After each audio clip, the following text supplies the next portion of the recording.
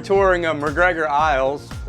It's a waterfront community in South Fort Myers. Homes here range anywhere, and keep in mind, we're in 2025. You know, a couple of years prices can go up, they can go back down. You're probably about $650 for a 2-bedroom, 2-bath, 2-car garage. You know, up to a little over $1 million, $1.2 million. We have some homes that are on the river, on the opposite side of which we'll go by, and those are gonna be 2.5 and up. There's one now for sale for $5 million.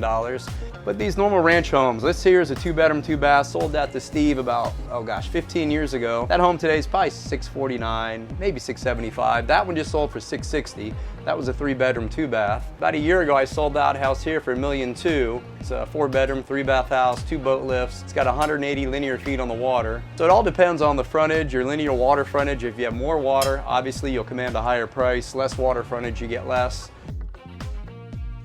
There's a house here to the right. They built this new construction. This sold about, 18 years ago, and back then it was like $650, I think it sold for, and we thought, oh my gosh, $650,000. But today that house is listed now, I believe it's $1,695,000. But McGregor Isles is a great neighborhood. You're close to schools, close to shopping. You've got Publix right across the street.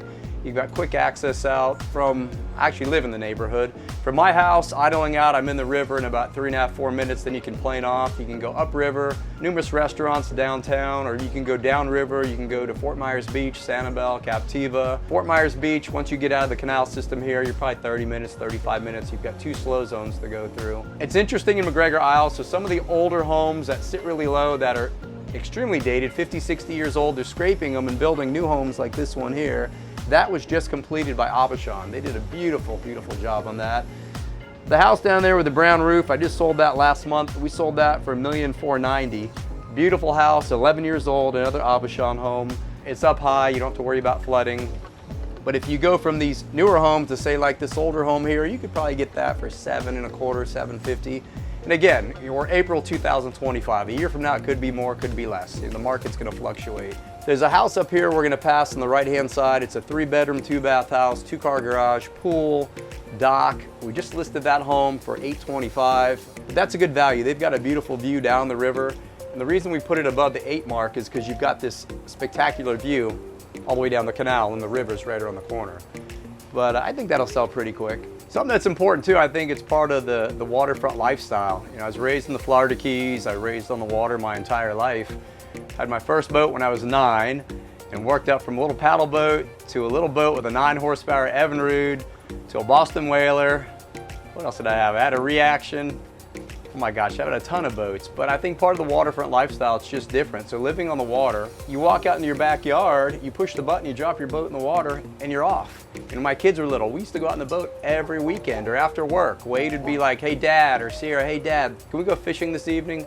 You walk out back, you push the button on the lift, you put the boat in the water, and you go out and fish. We used to fish the river, catch snook, redfish, trout, or run out to Sanibel, Captiva Island, catch flounder. I mean, it's just to watch a beautiful sunset. To one of the things that I recall, and this is kind of interesting, when my kids were little, we used to go out with their friends, and I'd throw the cast net on the sandbars to catch bait fish. And inside the cast net, we'd catch seahorses and little crabs and little shrimp and little tiny fish. It was like Marine Biology 101. It was so cool. And it's funny, after several years, when my kids would come and their friends would come, my kids would explain to them, that's a seahorse, that's a sargassum crab, you know, that's a puffer fish. Growing up on the water, it's just different. You know, it's not for everybody. I love being on the water, but some people like to be on golf courses. Some people don't want to be on the water. But spending my entire life on the water, growing up in the Keys, and been here in Fort Myers over 33 years selling real estate, waterfront real estate, you do what you love. It's a passion. And when you love what you do, you help other people, it makes you feel good.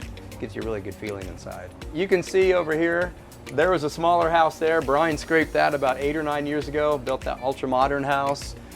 This house here was scraped about 15 years ago. They built that beautiful house there. Another good buddy of mine, I'm not gonna say his name because he probably doesn't want people to know I'm talking about him, but he scraped that house about 3 years ago, built that big, beautiful home. He's got partial river views. This gentleman here, I'm not gonna say his name, but everybody knows him from in town. He bought 2 lots, scraped the 2 houses, and built this I call a big McMansion. It's beautiful. So he's got river views, and he's got protection on the canal here out of the weather. But it's just, it's diverse. We have younger people, older people, lots of kids in our neighborhood, and it's, you know, being here for over 23 years, I see a changeover in families. When I first moved here, it was mostly older people, then younger people bought, And then they raise their kids like we raised our kids here, and now my kids are raising their grandkids here at my house. I mean, they have their own homes, but they come here to go out in the boat and go in the pool. It's just really neat. But literally, McGregor Isles, within 2 to 3 minutes, 4 minutes, you're out in the Caloosahatchee River. It's beautiful there. It's just, I love this. It's amazing. Really, really amazing. So when you come out of McGregor Isles, you come into what's called the Caloosahatchee River. I know it's a long word. You can head upriver, which would be east. There's a place called the Boathouse. You can go there for lunch and dinner. You can go downtown, park at the marina there, go to all the restaurants, bars there. You can head south, which would be west. You've got Tarpon Point, you've got Cape Harbor, you've got a ton of restaurants on the river here. I think I might have mentioned before, a lot of my customers, when it's time to fill up their boat and they live on the water, where's the cheapest place can I go buy fuel, Shane? And the landings, right up here about a mile up on the left-hand side, they've got the cheapest fuel on the river that I'm aware of anyway. If you head a little further south, you got Fort Myers Beach, Sanibel, Captiva, North Captiva. There are a ton of places to go. Fort Myers Beach is one of our favorites. You can tuck up behind the island. You've got Nervous Nellies, you've got Dixie Fish House, you've got Doc Ford's, you've got a ton of restaurants. And you can dock there, have dinner, and go out and walk down to Times Square, walk the beach, hop in your boat, not deal with all the traffic, which is really nice. Or if you want to run out to Sanibel, Captiva, North Captiva, Key Acosta, you can anchor on the Gulf side. You can back up to the beach with the kids, the family, do cookouts on the beach. Run up to Cabbage Key if you want to. Cabbage Key is an island, one of the highest points in Lee County. It's 22 feet above sea level. They've got a restaurant perched on top of the island. That's really fun to go to. There's a ton of places to go to by boat. You'll never, ever be bored when you go boating here in Southwest Florida. We have miles and miles and miles and miles of beaches. It's just beautiful.